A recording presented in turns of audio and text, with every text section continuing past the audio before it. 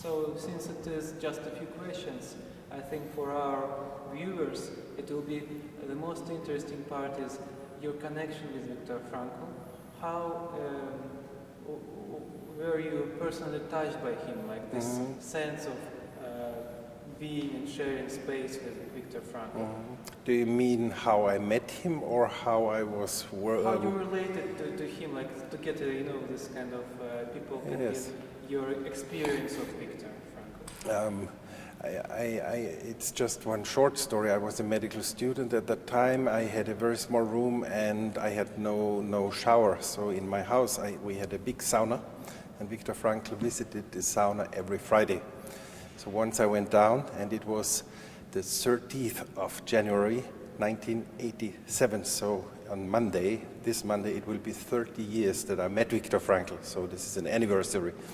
And he frankly allowed me to talk to him, and I went with him into the sauna, and so there our talk started. We had a very natural encounter, without clothes and just with a towel and in a very high temperature. And after that I accompanied him, and then he invited me in his home, and so I started a connection in studying logotherapy and existential analysis, in meeting him every Friday at 12 o'clock for about 2 years. After that, the sauna closed. We were having telephone calls every day, and so I became his student, later on his assistant, because at the age of 85 or 86, he again started to give university lectures, and then I was assisting him in the General Hospital, in the Psychiatric Hospital of Vienna, and helping him for the next 5 years to make his lectures in front of about 700 people and students. So it was a very interesting way to become connected with him. Of course, I studied all his literature, all one book after the next one, and I was deeply touched. I was 24 at the time when I met him, and I was deeply touched by the story of the concentration camp, of course, because in Austria people are were not very fond of talking about the history of Austria, Germany, Nazi time, and so on. And Viktor Frankl was a witness.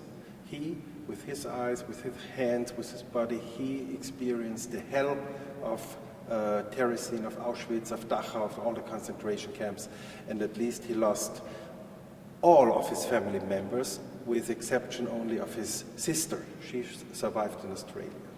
So he lost his father in Theresienstadt, he lost his mother in the gas chamber of Auschwitz. She died at the age of 65, murdered by the Nazis by gas. And he could come away from Auschwitz to Dachau camps, and his first wife Tilly, she was mentioned in the play also, she died at the age of nearly 25 in Bergen-Belsen in north of Germany. So he lost all of his family. And after he was liberated, which we could also see in this wonderful performance here in this theater, he really had no hate in his heart. He still was meaning-orientated. He still tried against all odds, against all the difficulties he had experienced, to go on living. But definitely after the liberation, he had a very deep crisis.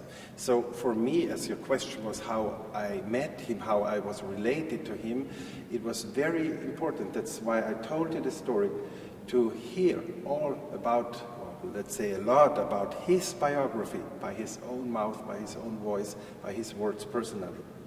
So, and this was deeply impressive, and of course I'm really very glad and happy to have had this luck to meet him and to come very close to him.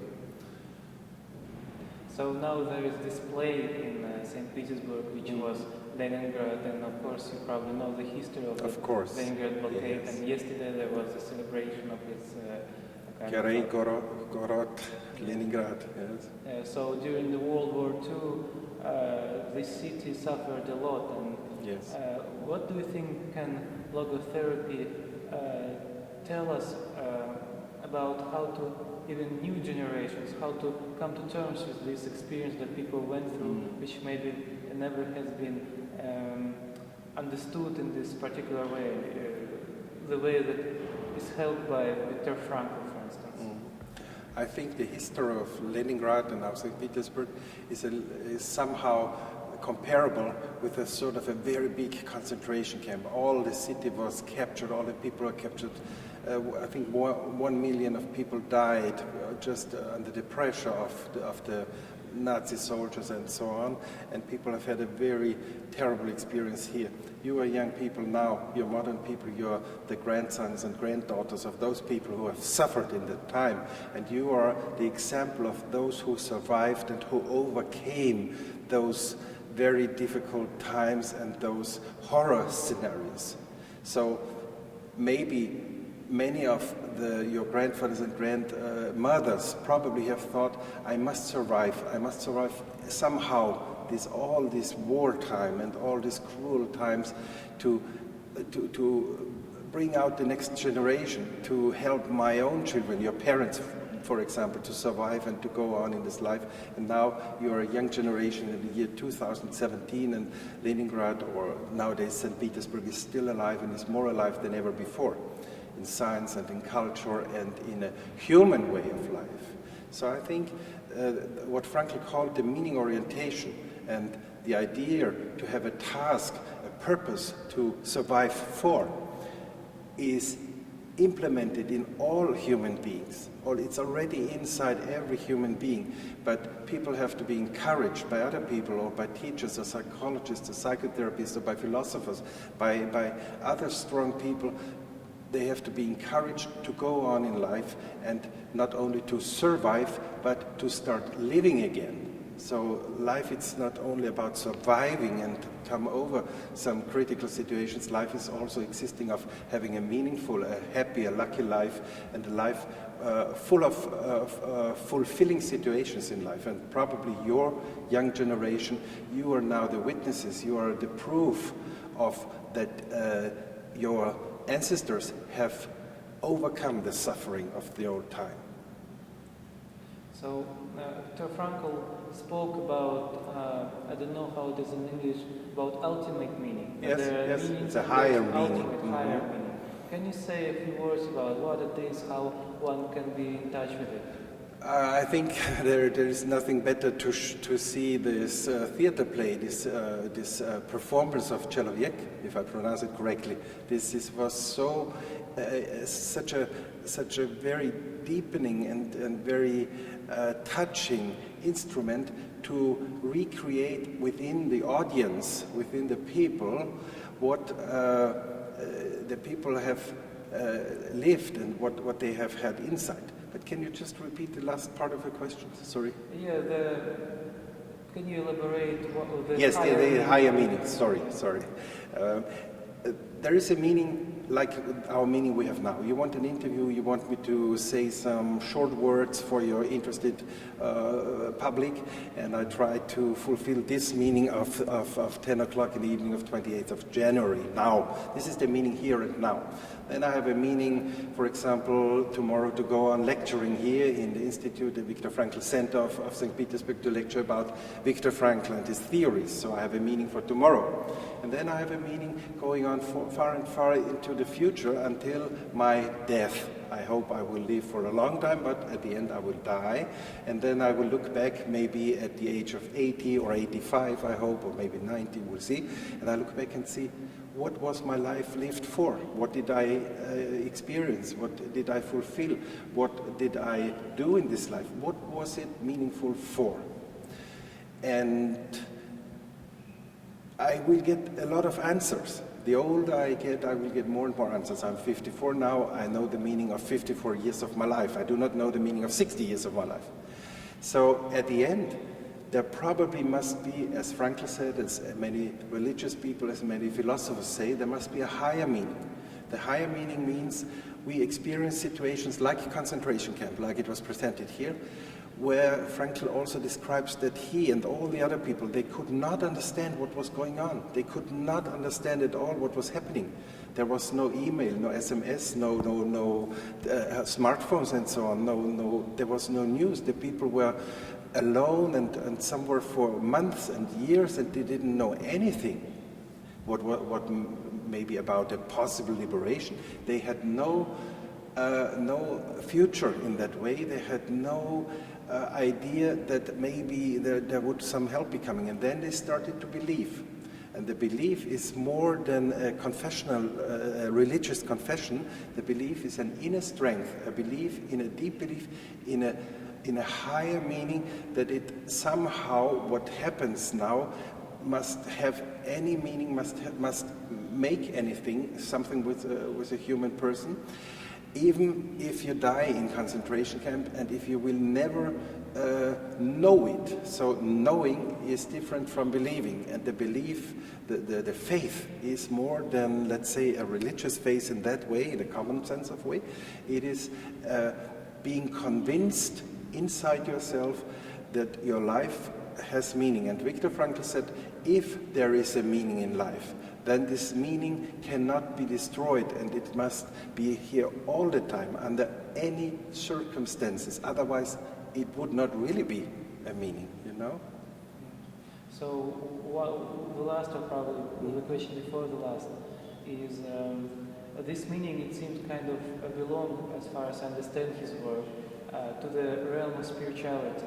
To the realm of spirituality. Yes. So has Frankl ever spoken about his spiritual maybe experience before or after concentration camp, or maybe during? Of course. I mean, he was heralded from a Jewish family, but they were very liberated Jews, very not Orthodox, and he was praying, let's say, every day or every week a little bit. But in concentration camp, he started to pray more, especially the Psalms of the Bible. He tried to remember. And we know that especially after concentration camp, Viktor Frankl, he did not turn to become more religious, but he paid attention to pray a little bit every day. He read in the Bible every day, in the let's say, Old Testament, and only in some special chapters, mostly some of the Psalms, yes? And if you, the last words that I also could read a little bit in Russian language were his last words of the book Man's Search for Meaning, or Сказать жизни, да, is it like in Russian, I think? And it was that after all of that, what you have experienced here in concentration camp, you have not to fear anything in the world except your own God. And he thought about his God, that it's a protecting God, that it's a hand covering his fate all the time under any circumstance. But this was very personal. Viktor Frankl's religious approach was very personal, with one exception. He wrote one book. He gave the title The Unconscious God. So this is, even if people are not thinking about God, probably there's something very unconsciously, subconsciously in us that gives us inner strength. And this can be called God. And Viktor Frankl defined for himself, he defined God as the partner of the most intimate talkings, what you only tell yourself somehow, and your very most intimate, let's say, spirit that way. So, and the last question is, today we find ourselves in the postmodern times, and in these postmodern times, people often say, oh, there is no meaning to life at all. And you can see it in art, in politics, in philosophy, everywhere. And yet it seems, I have faith, that there is kind of, it's a wrong assumption that there is no meaning. But how do we overcome how do we overcome this problem of seeing no meaning in life? How do we see meaning in life? I mean, modern or not modern, postmodern, hypermodern people, Человек, like the piece is called, are living all the time in the time. We are here and now, we both in 2017. There were people here in 1717, and there will be people in 2317. So we are here now, and we have one big problem in life, and that is that our life is limited. So also our time of the interview is limited. So there is one idea that we give this short interview a very good essence, very good information in short time, so that it may be meaningful, that it may be interesting for the viewers, for the audience. Next step is that my life might be meaningful for me, the time I'm living now in this year, in 2017, for example, and the next decades in my life until my end. And because we once, a long time away, I hope, we will die, everything here on earth will be finished. So it is just one simple idea that you will have to take care about. Time is limited.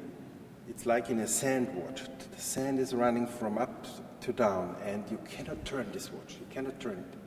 And you lose every day of your life, you lose one day, and it depends on you if it is a winning day, if you can store it in your biography, in your written life, in the book of your life, or if you waste it. If you say, I've been sleeping, I haven't done anything, I have not been very useful or productive, and I cannot remember what I did the last weeks or months.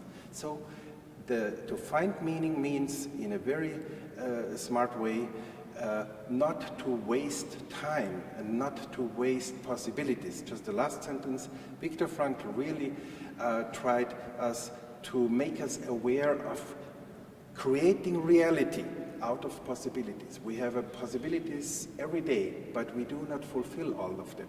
But it's important to make some of them real, like this wonderful evening here in your wonderful theater in St. Petersburg.